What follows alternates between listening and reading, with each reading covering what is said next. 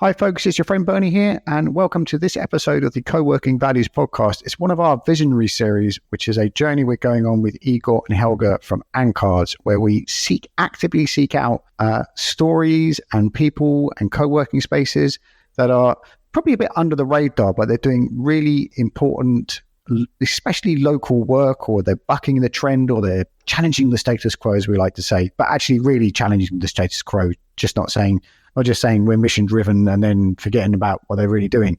Like these are people at the edge of what is happening. So it's a leading edge conversation. And in this episode, Jose interviews Elizabeth from Ipade, which is DC, as in Washington, DC's first Black owned space designed specifically for Black women. And what really stands out to me, and it's not the first time I've heard it, but is how Elizabeth describes a safe space. And it's very easy for, people like me guys like me to wander around any co-working space. But as we talked about in the audio episode, having a safe space for any type of people is where people can feel free, feel relaxed, feel they can actually really, really be themselves. And, culturally, ethnically, as far as gender is concerned and everything in between. It is a really, really important factor, and it kind of gets overlooked when we talk about beautiful, inspiring spaces and free beer and ping pong tables. But having a space, and this, I'm in a co-working space where I feel incredibly at home and relaxed. And even though there's a lot of, mayhem in my world, I feel very, very at home here. And I think that is so important for so many people in the world to find that space where they feel safe. And there's so much good stuff in this podcast. I urge you to listen to it at least twice. Thank you very much for taking care. Thank you very much, and do take care of yourselves. Now on with the show. Hi, I'm Elizabeth Dosgay, and I'm the founder of Ipade. Ipade is a meeting and event space in Washington, D.C., in the United States. We are located specifically in the DuPont Circle neighborhood. And DuPont Circle and Washington, D.C. overall have a very unique and interesting history. D.C. was very integrated. It was home to many Black Americans during the Civil Rights era. Yeah, I think it's important to talk about how D.C. was really home to many Black Americans, and lately it's changed very rapidly. So a lot of Black people are being displaced from DC due to gentrification. They're being forced to move to the suburbs and different places in the surrounding area because of price, because of taxes, inflation, and white people are moving into areas that Black people used to occupy. So Ipade was intentionally located in DC, in the heart of DC, in order for us to reclaim space that does belong to us. DuPont Circle, and I found this out recently, was actually a thriving Black neighborhood where there was a focus on education. So there were actually a lot of Black schools here. I want to say like in the 1800s, 1900s. And I don't think a lot of people here know that. I didn't know that. And I'm, renting commercial real estate and all of that. So it's important to, I think, acknowledge that history and acknowledge that we have a right to be here, especially at a time when, to many people, DC can be an unwelcoming place, or you feel like you don't no longer fit in. Hello, Elizabeth, and thank you for joining me on this episode of the Co-working Values podcast. This is the Visionary series. Can you share with our audience Ipade's story? So I am the sole founder of Ipade. I am a big fan of co-working. I was actually a member of the Wing when they had a location in DC as well, in the Georgetown neighborhood. And the Wing was a women's only co-working space and social club that had locations all across the US. And I vividly remember sitting in the DC Wing and talking to one of my friends and we loved the wing, but we felt like it did not reflect us. Like it didn't align with who we are. It was very white, a lot of white people. And as a Black person living in the US, when you're in predominantly white spaces, it can be very uncomfortable because of historical racism and ongoing racism that shows up in a variety of ways. We don't have time necessarily to go into all of that, but needless to say, we wanted a space that reflected us, that really felt welcoming to us, that felt comfortable, where we could be our true selves. And so I had started looking for real estate. I started doing business planning and thinking about how I could bring a space specifically for Black women and women of color to life. And that was in late 2019 that I actually started working on it. And then the pandemic hit. And so, everything kind of stopped at that point. But what I decided to do in April of 2020 was to start building community online. I knew that there were things that we could do virtually that I wanted to happen in person. That connection, that community, networking, building relationships, supporting each other in particular, helping each other access different resources. We could do that virtually. So that's how we started, is virtually building community in 2020. And in 2021, we finally came together in person where we hosted 2 pop-ups. And then in April 2022, we finally opened our first space. And Ipade does absolutely reflect our culture and our heritage as Black Americans, as people of color, because Ipade actually means meeting. It's a Yoruba word from Nigeria and West Africa, and it conveys a sense of gathering, coming together, meeting with people that align, with who you are. It's basically, where community gathers. So that was important to me for us to have a name that matched my vision for what Ipade would be and certainly what it has become. You mentioned that you could not find your identity in other co-working spaces. How did you design Ipade to create an identity you and your members can enjoy? So Ipade has a very unique design. Its colors are bright and vivid jewel tones that actually go well with darker skin. The other space was, very white, very neutral, nude tones. And here you don't have that. We have the jewel tones that match our aesthetic, that match a lot of the patterns and vibrancy you see on the African continent that have carried over into the African diaspora. We have Black art up in the spaces. So art by Black women, art by women from the African diaspora who might be in Caribbean countries as well. So its design was very intentional to have colors and fabrics and items that Black people would find in their home. So when we have people in the space, people see it for the first time and they come in, they feel the energy of it. They see the colors, they see the furniture, and they're like, oh my gosh, this feels like my grandmother's house, like my aunt's house. They say it feels like a warm hug. And I don't think they feel like that in other spaces. Walking into a WeWork for sure does not feel like a warm hug, right? It's very sterile, but this is a very warm and welcoming space. And then we also have other items that affirm our existence. So we have books by Black women authors, by women of color authors. We have candles that are made by Black women. We have affirmation decks and cards and magnets that are powerful statements affirming Black women's existence, affirming our power, our strength, our brilliance. And so it was very important to me to have those messages show up in the space because, we don't see them. We have to go find them in other public spaces. They aren't there naturally or intentionally. And so I wanted Ipade to be that space that you felt could hold you and that would support you, whatever you were trying to do.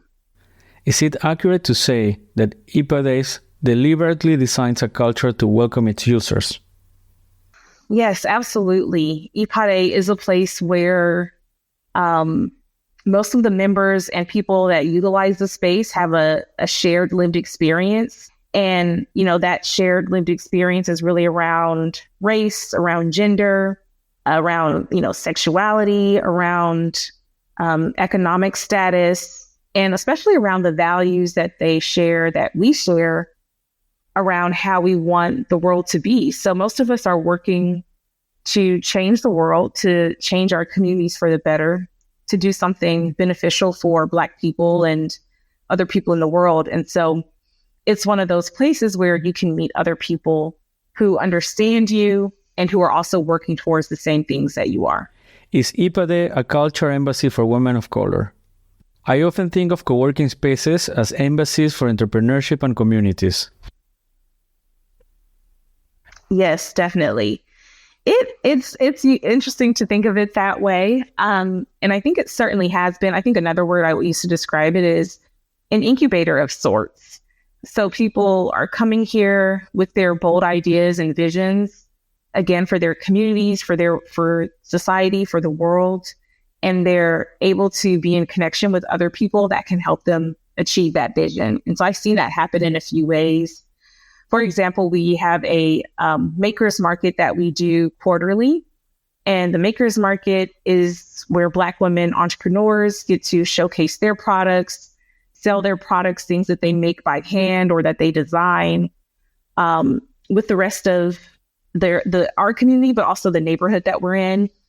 They get to share that, and they also get to learn from each other. So they help each other set up their booths, learn how to, stage things so that it looks good on the table. They help each other, after that. So they're making connections that are lasting beyond the scope of that event.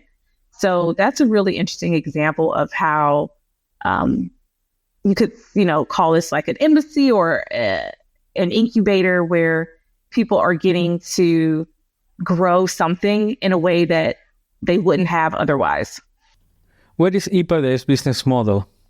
In other words, how do you make your co-working space sustainable? We have revenue streams that include co-working memberships.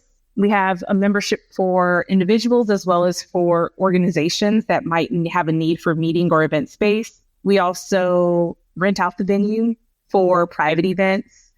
And we also accept grants. So we recently received a grant from DC government that was very helpful, or is being very, very beneficial to us. And so those are three of the ways that we receive revenue and become self-sustaining. It's really through people using the space to do what they want to do as far as like photo shoots, content creation, events. That we've had actually a fundraiser by an organization called Black Women Radicals, which organizes the Defend Black Women March in DC. So they use the space for events and for fundraisers. And so having that, being able to host a fundraiser for a march that is about defending Black women is really like the epitome of what Ipade was intended to do. So, we're making money from that as well. And like I said, also the co-working memberships. I can imagine that your members are strongly motivated to stay in your co-working space. How's the business model supporting them? Yeah, when I first opened, there was a learning curve for me to figure out exactly how people wanted to co-work, especially because we were just coming out of the pandemic. At that time, I think we had the vaccines that were available. And so people were vaccinated, but people were still unsure about what it meant to be outside of their homes again, to be in public spaces, to be working next to each other. So there was some hesitancy, but we actually have a few founding members that have been with me since 2021. They've been in the community from the very first pop-up that we did in June 21. And they're still here and they're still going. One of the things I experienced earlier on was people who were not founding members, as they were trying to figure out how to use the space, they wanted day passes, they wanted like a week, they wanted, some of them popped in for a month and then left.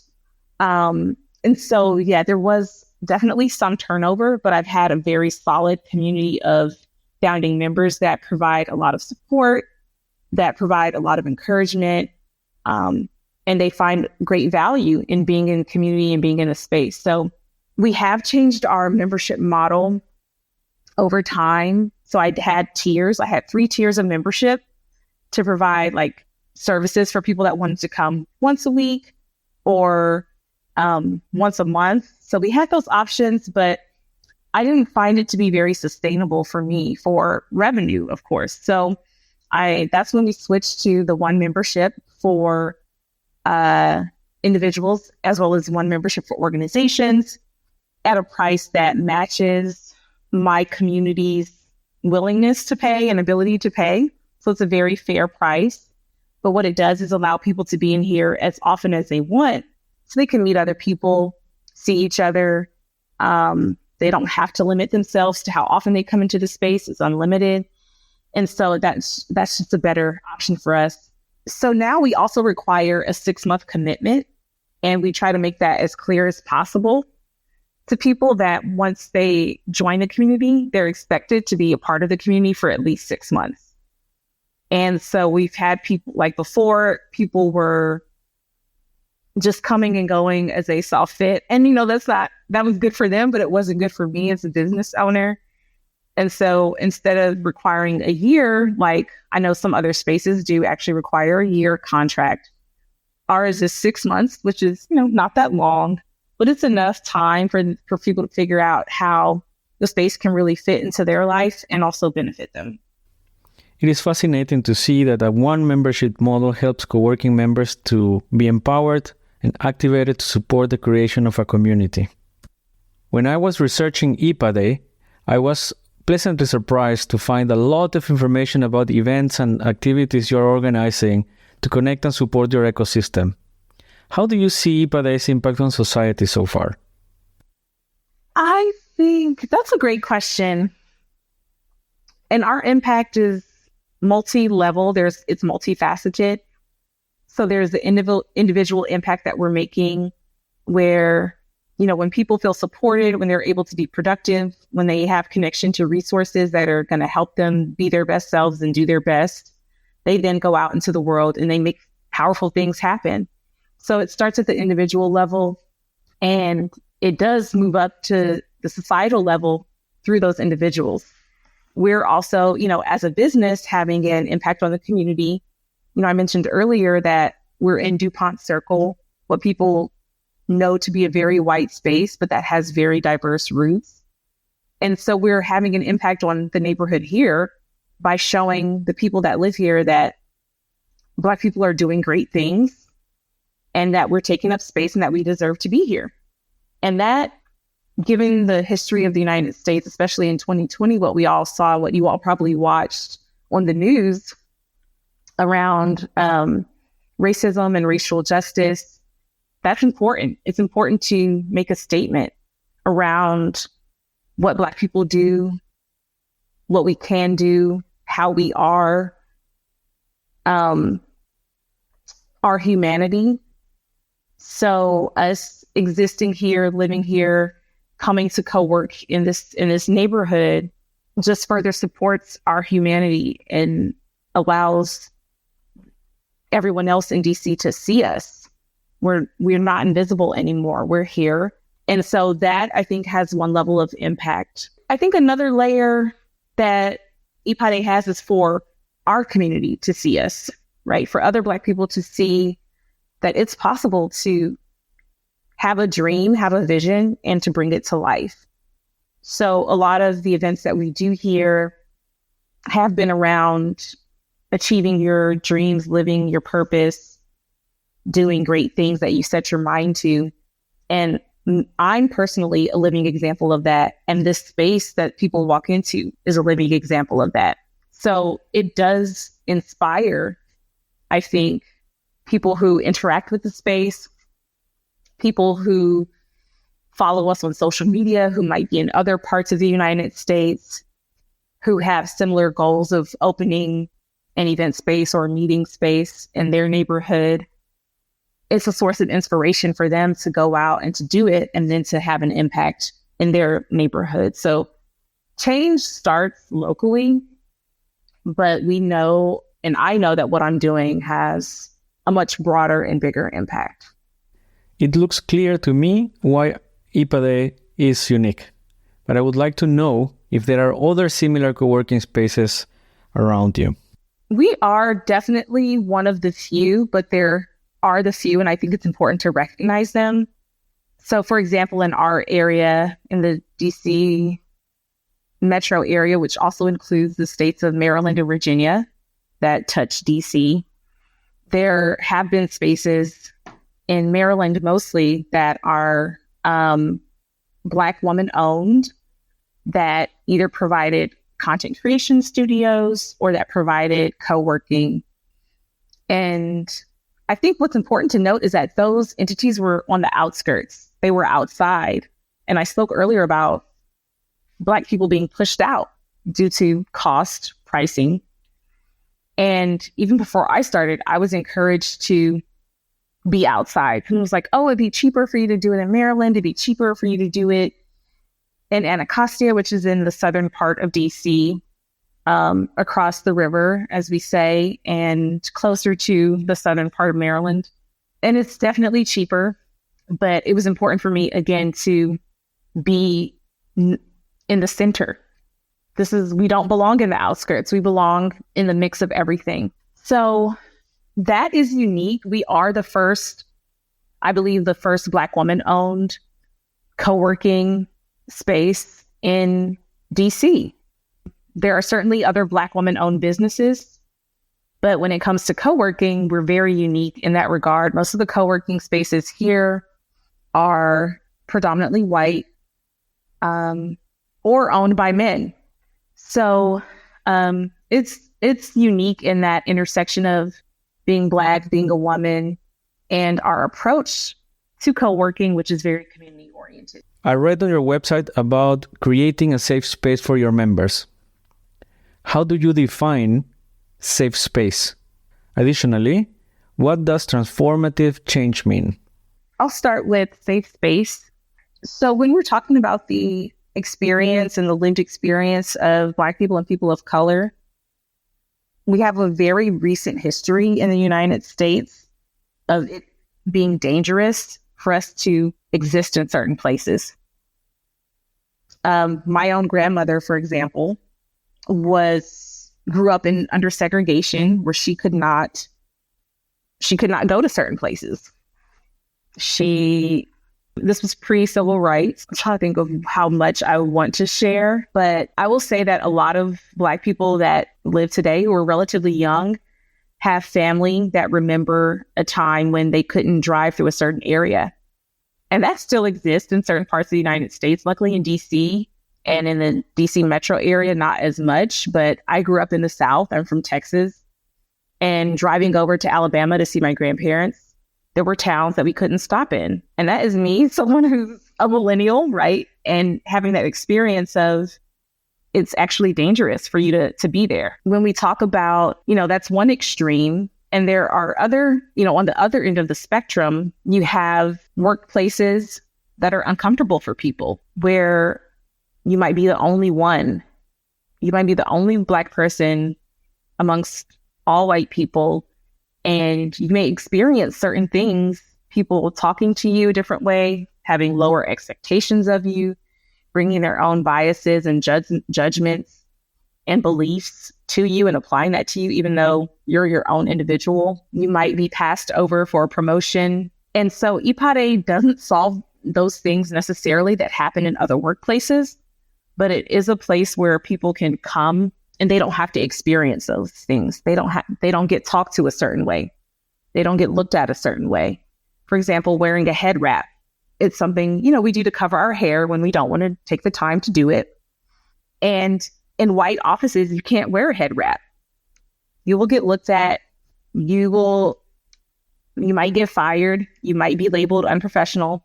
But Ipade is a place where, like, I have on a headband today, and I wear head wraps when I want to, and other people wear head wraps when they want to, because that's our culture. That's what we do. And no one is judging you for that. So that's what we mean by a safe space. As far as networks of transformative change, that is really around, that means that we are building community to create something new that is going to transform life, livelihood, well-being for any number of people. So it's not just about doing something different. It's about creating something better. And to me, that's really what transformation is. It looks to me like the networks of transformative change have a domino effect. Yes. Yeah. And I think that is what I was trying to describe earlier, where it starts with the individual, it goes up to their family, then it goes to their neighborhood, to their city, to their state, and it just continues to spread. I have no doubt that our members are influencing and impacting other people that they come into contact with. But it definitely starts at the individual level and then has that domino impact. From your experience as a social entrepreneur, what is your opinion or reflection about the following idea? We become what we fight against. I'll say that one of the things I've been thinking about is capitalism and how that has affected me and my journey as a social entrepreneur. So I started my career in government and nonprofit spaces, and certainly it shows up there, but it is less apparent, especially when you're a worker there, not necessarily the founder or CEO or running the entire initiative. As an entrepreneur, I've had to balance my values of economic justice, which includes having fair and accessible pricing, with the demands of what it takes to run a space.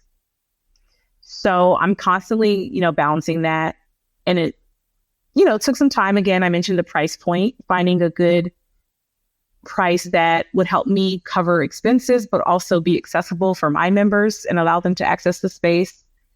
So as an entrepreneur, I'm mostly concerned with how my values show up or how they can fit into the business model, right? There are ends you have to meet. There are bills that are due, but I never want to take advantage of my community in trying to pay those bills. So I find a way to make it work. And it just required me to be more creative about our offerings.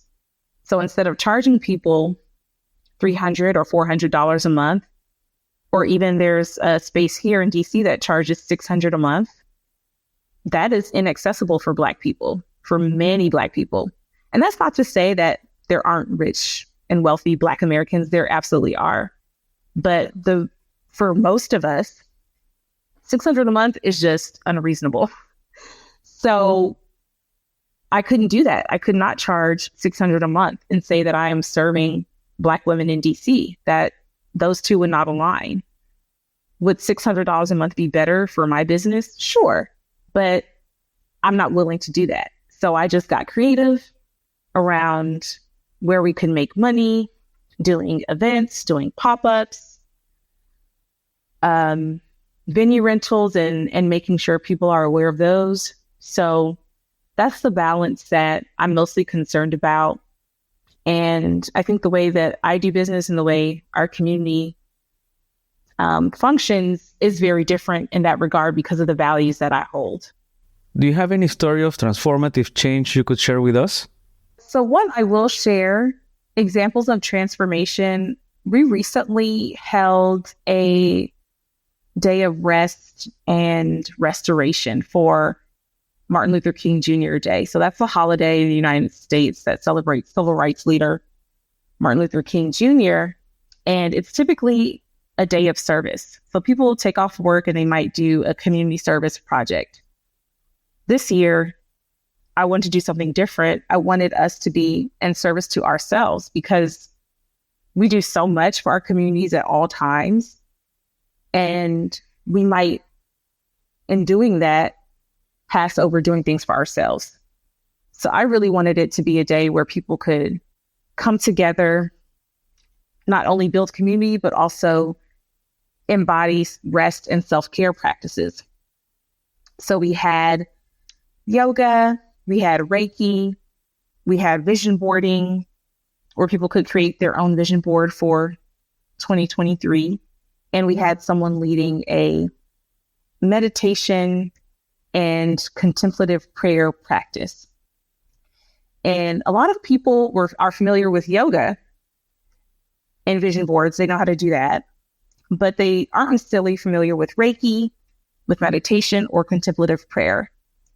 And so when the Reiki practitioner asked, how many people have experienced Reiki or know what it is, very few raised their hands, but almost everybody signed up to experience it, to experience energetic healing.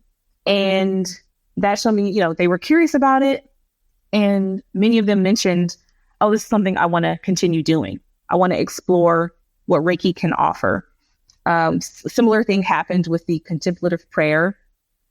A lot of people, I think, shy away from meditation because they feel like they can't do it. It takes time, it takes focus.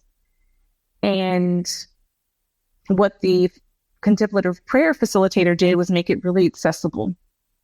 Explaining, you're going to have thoughts. Your mind is going to wander. You can always come back to a thought or an affirmation or an idea that you want to hold and meditate on. And so that event I found to be transformative in the way that people could now see how they could integrate those activities as part of their self-care and wellness experience. And that is just going to make their lives better and help them to function at the level that they want to. So I would just call that out as one example of the individual transformation that happens here. Have you considered opening up those experiences and events to other social ethnic groups?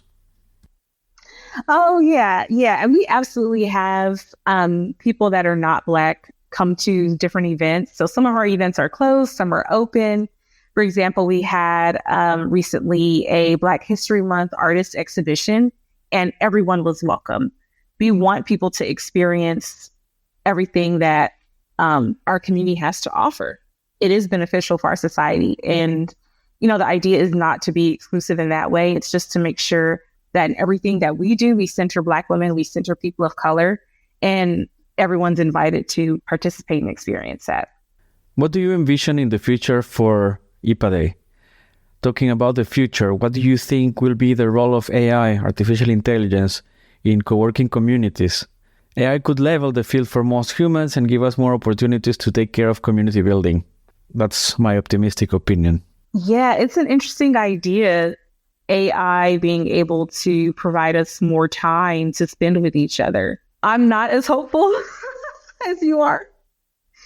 I think people find ways to keep themselves busy. So we have to change our culture as technology changes. And I'm not sure that our culture is quite there yet, where technology that frees up more time, that time is automatically spent building community and doing great things. For example, we saw during the pandemic and post-pandemic how supervisors wanted their employees to come back to work immediately. And even though we had learned that a lot of things could be accomplished virtually and that people were productive at home, we have to question, well, if that was the case and we saw that and there's plenty of evidence, then why was there this demand for employees to come back into the office and to physically be there? And so there are a lot of cultural things around power, around visibility, around money and time and having control over people's time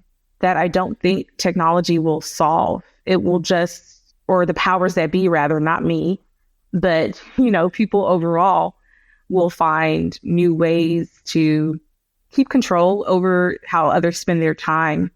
But at Ipade, we practice, part of our values are around, like I said, self-care. And what that means is taking the time to enjoy life So we try to practice lifting up that not all your time needs to be spent working, that it's actually very beneficial to you. It's actually most desirable to spend time with leisure activities, enjoying life, social connection, and anything you can really imagine. So I think with that, it's also important to point out that some people come here not just to be productive, but it is a place of celebration, of joy.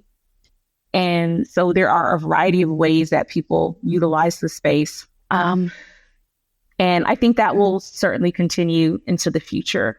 So that's my reflection on that question. Yeah, it's going to take a lot to integrate technology in a way that really supports holistic well-being. It will become a massive opportunity for all of us to ask the right questions, and somehow will force us to come up with answers that benefit all humankind.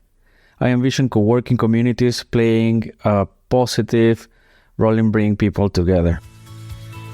Yeah, I think what's great about community spaces is that we're here to hold people through whatever change is happening, whatever they need to do or want to do. So, as work continues to change and people find new ways to have an income, to take care of their families,